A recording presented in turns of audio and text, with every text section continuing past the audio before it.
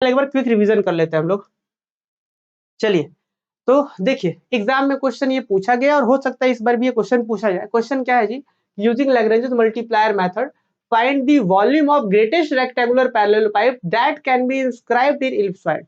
मतलब कि ये एक इलिप्सॉइड है, इलिप्सॉइड उसके अंदर पैरेललोपाइप, रेक्टेंगुलर पैरेललोपाइप इंस्क्राइब किया गया है, उसका मैक्सिमम वॉल्यूम क्या होगा निकालना है मुझे। क्वेश्चन थोड़ा समझ में आएगा पर थोड़ा और डिटेल में बात करते हैं। क्वेश्चन ऐसे ही पूछा जा सकता है कि prove that the volume of greatest rectangular parallelopiped inscribed that can be inscribed in ellipsoid is ये।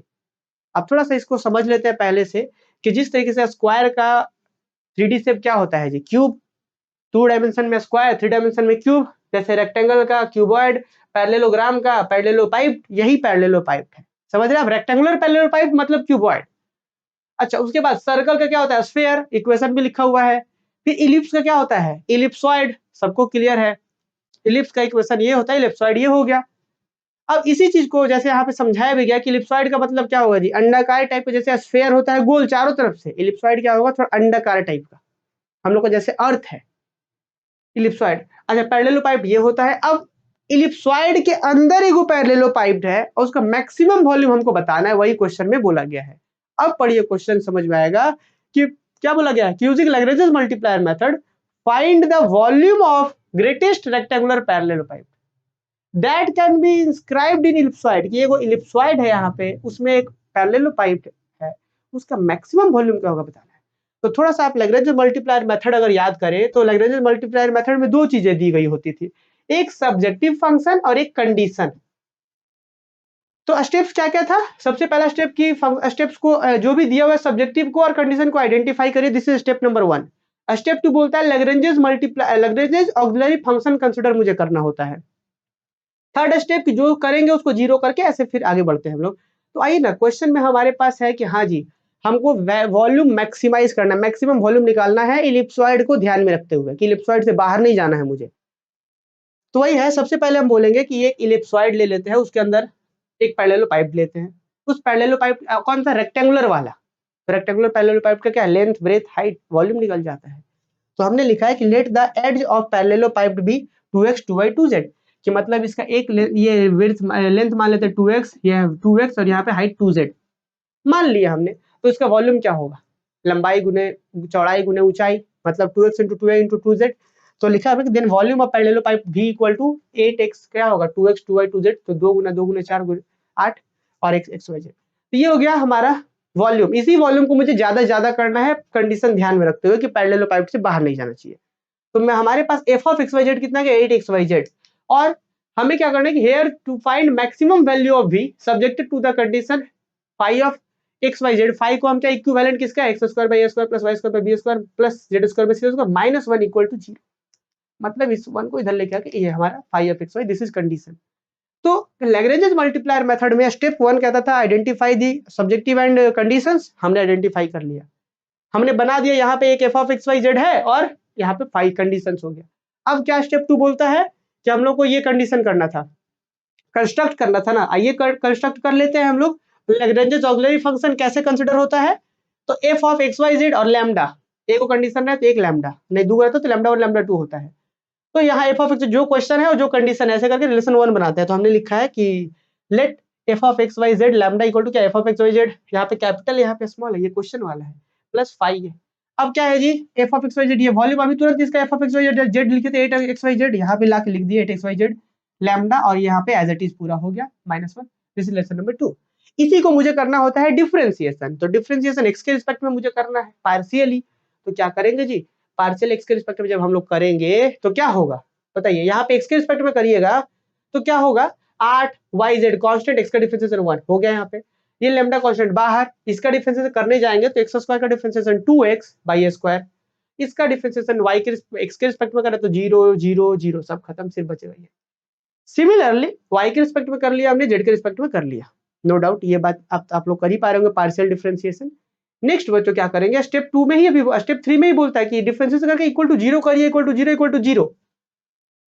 आइए लिखते हैं हम आगे कि then to extreme value put, इसको 0 इसको 0 इसको 0 पुट करना है, वी गेट। तो भाई इसका वैल्यू कितना आया था, ये इक्वल टू 0 पुट कर दिया, रिलेशन 3 इसका वैल्यू ये आया था, 0 पुट कर दिया, इसका वैल्यू आया था, 0 पुट कर दिया, तो रिलेशन 3 4 5 बना दिए हम। आगे क्या बोलना है हमें, ध्यान दीजिएगा, अभी तो हम लोग बहुत डिटेल में बात किए, बस क्विक रिवीजन कर रहे हैं अभी हम लोग। आगे क्या बोलेंगे कि मुझे अब यहां से क्या करना होता है, अब जरा सुनिए, स्टेप 3 के बाद यहां से जो एक्स वाई जेड का या लैम्डा का फाइनली मुझे वैल्यू निकालना होता है in terms of x y z, sorry x y z का इन टर्म्स ऑफ लैम्डा निकालना होता है। अब यहाँ से मुझे सॉल्व करने के लिए हम क्या करते हैं, इसको 3 से गुना, इसको x से गुना, इसको y से, इसको z से गुना कर देते हैं। हर क्वेश्चन में ऐसा हो जरूरी नहीं है, हम लोग प्रीवियस में बहुत सारे क्वेश्चन किए तो वहां पे अलग तरीके से निकाल रहे थे। तो देखिए इसको x से गुना करने से क्या होगा, 8x यहाँ पे आ जाएगा तो 8xyz, यहाँ पे x square by a square हो जाएगा। यहाँ y से करिएगा तो 8xy नहीं था yz हो जाएगा, यहाँ z से करेंगे तो 8xyz हो जाएगा। तो ये हमने करा कि ना इस 3 को x से गुना किए, 4 को y से, 5 को z से कर लिया और फाइनली तीनों को जोड़ दिए हैं। विकेट क्या होगा जी, 8xyz 8xyz 8xyz 24xyz। यहाँ पे देखिए, यहाँ पे 2 लैम्डा, यहाँ पे 2 लैम्डा, यहाँ पे 2 लैम्डा, जोड़ते समय 2 लैम्डा कॉमन कर लीजिए, यहाँ पे आएगा x से गुना किए थे x square by a square, plus यहाँ y से किए थे तो y square by b square, यहाँ z से किए तो z square by c square equal to 0। अभी तुरंत आपने स्टूडेंट इसी चीज का वैल्यू कितना था क्वेश्चन में 1, तो 24xyz प्लस 2 लैम्डा इसका वैल्यू 1, क्वेश्चन में हमने देखा है, क्वेश्चन में दिया होता है यहाँ पे इसका वैल्यू 1। आगे आने के बाद अब दोनों में से 2 कॉमन करके उधर भेजिए 0, क्या होगा 12xyz plus lambda equal to 0, तो लैम्डा का वैल्यू क्या होगा -12xyz, तो लैम्डा का वैल्यू कितना हो गया -12xyz, ये लैम्डा का वैल्यू आ गया। अब लैम्डा का वैल्यू आप क्या कर दीजिए, वापस से पुट कर दिए 3 में, क्यों आखिर कर रहा है, ताकि मुझे क्रिटिकल पॉइंट्स मिल सके। तो लैम्डा का वैल्यू जैसे यहाँ पे पुट करके 3 में, फिर 4 में, फिर 5 में, देखिए क्या क्या होगा। तो put lambda equal to -12xyz in 3, तो भाई 3 क्या था 8yz था प्लस लैम्डा इंटू 2x/s था, हमने लैम्डा का वैल्यू -12xyz पुट करा।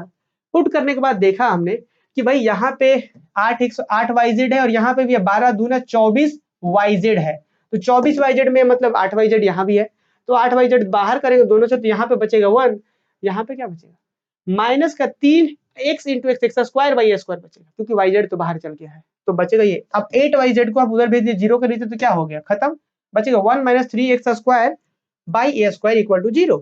अब इस -1 इस पूरे को उधर भेजिए तो क्या होगा 3x square by a square equal to 1, ठीक है यहाँ तक।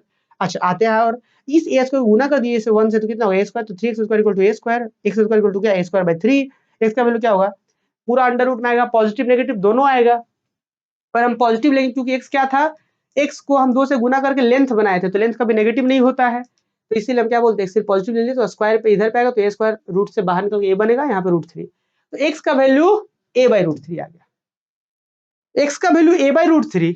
तो सिमिलरली इसी क्या बोला गया, similarly by putting lambda equal to -12xyz in relation number 4, अब 4 में पुट करेंगे तो y का वैल्यू आएगा b बाई √3, अब 5 में पुट करें तो z का वैल्यू आएगा c बाई √3, तो हमने लिखा कि similarly by putting lambda equal to -12xyz in 4 and 5 we get y equal to b by √3, z equal to c by √3।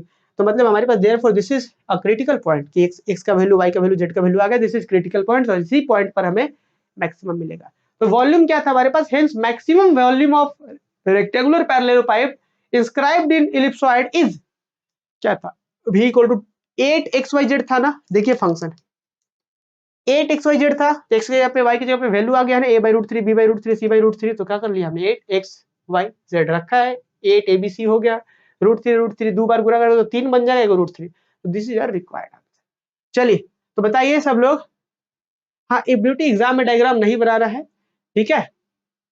चलिए तो मुझे लग रहा है कि रिवीजन हो गया होगा, बाकी बच्चे बताइए कमेंट करके। तो कितना देर में हमने इस क्वेश्चन को करा है, 56 मिनट में, पर क्विक रिवीजन आपने देखा कि एक बार जब हम लोग समझ जा रहे हैं तो क्विक रिवीजन तो भाई 5 मिनट में हो जा रहा है ना। चलिए बताइए मुझे, क्या ये बात सब लोग समझ गए, और ये क्विक रिवीजन पता है आपको कब काम आएगा, जब डीए में गेस्ट पेपर में हम सिर्फ इतना ही सा रिवीजन करवाएंगे आपको, कि पढ़ तो लिए ही हम लोग, अब एग्जाम के समय में बस 2 मिनट देखेंगे हम लोग, एकदम क्विकली रिवीजन हो जाएगा कि हाँ हाँ ऐसे ऐसे हो रहा था, समझ रहे बात। तो ये हम लोग आपके लिए बहुत विशेष करने वाले हैं इस बार, और आपसे जूनियर, और मतलब अब से ये डीएमए में हम लोग ये इस चीज को बड़ा इंपॉर्टेंट सा हिस्सा बनाने वाले हैं कि हम लोग और बेहतर कर पाए आप लोगों के लिए। चलिए बताइए समझ में आया कि नहीं अभी, चलिए ठीक है, तो फिर मिलते हैं हम लोग अगले क्लासेस में।